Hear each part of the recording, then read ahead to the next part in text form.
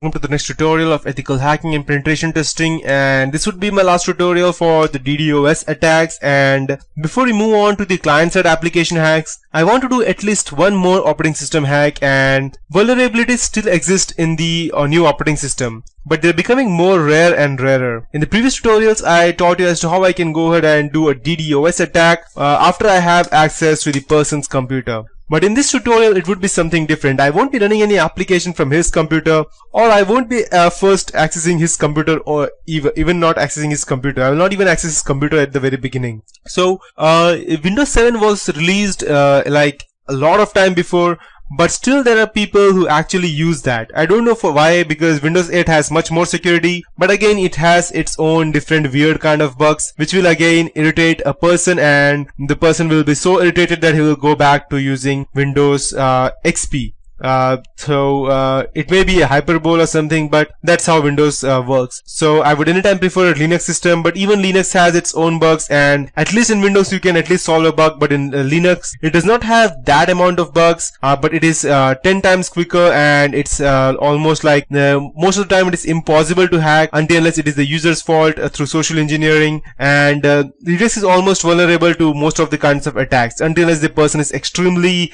intelligent, and he tries to go ahead and find some bugs in the kernels and tries to inject his virus inside that, and that also through the source file, that is through the source website, which is again almost like nearly impossible to do, but not impossible. So besides the Linux talk, in this hack I will take advantage of the flaw in the Windows 7 and the Windows Server 2000 operating system that will create an infinite loop and crash the system. Although this is not nearly as much fun as owning the system, it can be very destructive to an institution that relies upon this system to run their organization. And as you can see, most of the operating system, or even I'll just go ahead and show you the Microsoft website. You can go ahead and use the techniques such as the DNS one, which I taught you in the previous tutorials, in these different tools through which I can go ahead and actually gather the information as to which server, Windows server, is the person actually using, whether it's 2008, 2003 or 2012. And if you go and check, most of the people will normally use the 2008 server because it is very user friendly, but at the same time it has its own vulnerabilities. So it can be very destructive to this organization without them knowing that how actually system works. They directly go ahead and implement that. So enough talk, let's get started. Fire up our Metasploit and let's hack. So if you're new to Metasploit, then check out my previous tutorials as to how you can go ahead and do these kind of attacks and pass some hacks. So little background material. Remember that Metasploit has different types of modules, exploits, payloads, auxiliaries, encoders, NOPs and posts. So in this hack, I will use the auxiliary module to attack the Windows 7 and the Windows Server 2008 based system SMBs. So just go ahead and fire up the MSF console by typing MSF console, and wait for around 2 to 3 minutes, or maybe 5 if you have a slower system. Okay, so we have our Metasploit started, and if you got these same things, access security permission denied, then this is just for you can say it's a kind of a troll that Metasploit has written. So if you're new to Metasploit and you see these things, then don't worry about that, because this is just for fun, and that Metasploit has created so that it could go ahead and troll new noobs or new users. So just don't worry about that and ignore.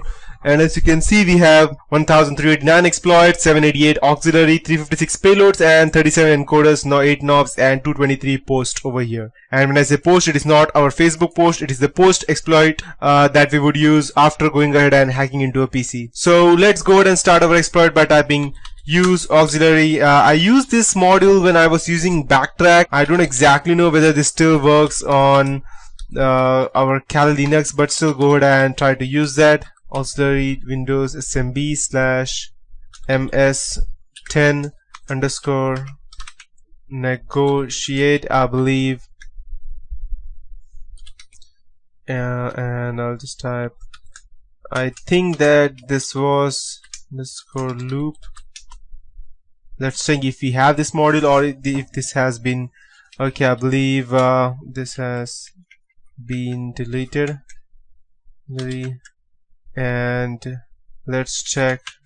Okay, so we have all these things and we wanted the Windows SMB. So let's check. We have the SMB exploit, and we want the MS10. I believe MS10 was removed. We want more. Let's check the SMB09. Yeah, we have the SMB10 negotiate response loop. Perfect. So we will be using this module, and the only thing about it was that it's written 006 over here, and I'll type Control C and I'll use I'll just go and delete this. I'll paste it over here. Perfect. So, and now I'll go ahead and type show options, and okay, S should be smaller. So as you can see that we have, these are the SRV host, SRV port, SSL. That would be the false since we are negotiating SSL for incoming connections, and this would be the path for a custom SSL certificate. So now I will type the auxiliary actually module that we have used, and then we will click show options. So now we will be setting the SRV host. So and we will type the SRV host by going ahead and typing SET, and let's say, so we will be using the SRV, we will be setting up the SRV host, that is our computer. So I'll just type ifconfig, and this is my IP address. In your case it would be different. So I'll just type set in capital, make sure that you write it exactly as it is, or you can just copy paste it from over to here, set SRV host, and just type paste and hit enter. We have set our SRV host. Now we need to go ahead and set our okay. So yeah, perfect. Now since we have our SRV host, now we need to go ahead and use the run, and in the last step we will run our auxiliary modules before we go ahead and actually execute these things. So everything would be different. So now this would be the last step that I would be doing, is that, and we will run the auxiliary module, and once the auxiliary module executes, it generates a shared folder link, which then you can go ahead and send to the target machine. And in this case the link would be something different. So I'll just type run over here. I don't remember exactly, run should be in capital or small. I'll just go ahead and run. Okay, perfect, it is running, and trigger the vulnerable client to try to access shared anything. And so what I would do is that I'll just go ahead and copy this, and I'll go to this website over here. I can go ahead and run this by going ahead and typing it over here. Most probably I should be able to. Let's see if I am able to. As you can see, my computer has become a bit slow. It will probably hang itself. Perfect.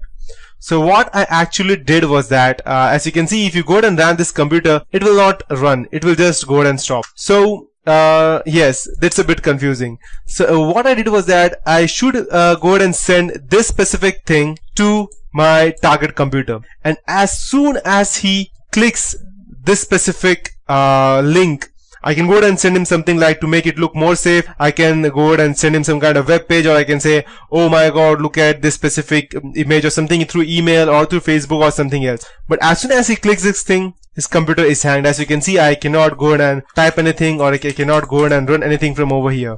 I'll just try to press Control Alt, and then my mouse will be released. If I click over here, it's hanged. I cannot do anything. So in fact, I have DDosed my Windows 7. If you're a bit confused, I'll explain this to you once more. I created this is a SMB loop over here. As you can see, I used this specific payload to go ahead and attack this computer, and then I went ahead and created this specific link. So I just needed to go ahead and send this specific link to our target, and as soon as he clicked this link or ran this link through the browser or through run or through any other thing, this computer will freeze and it will not move, or nothing will happen in his computer. As you can see, not even the numlock option will be running. So yes, that is it for this tutorial. You can just go ahead and send any random links to the person's computer, and he will be able to he will just crash his own computer by himself, and he won't even come to know what exactly happened. So that's it guys for this tutorial, and that would be the last tutorial for the DDosing of a computer or through Kali Linux or for the DDoS. In the next tutorial, we will be taking a look at how we can go ahead and actually hack into an Android system. But as I don't have an Android with me right now, I'll be just showing you as to how we can do that. I won't be actually able to perform an Android attack. So that's it guys for this tutorial. See you next time.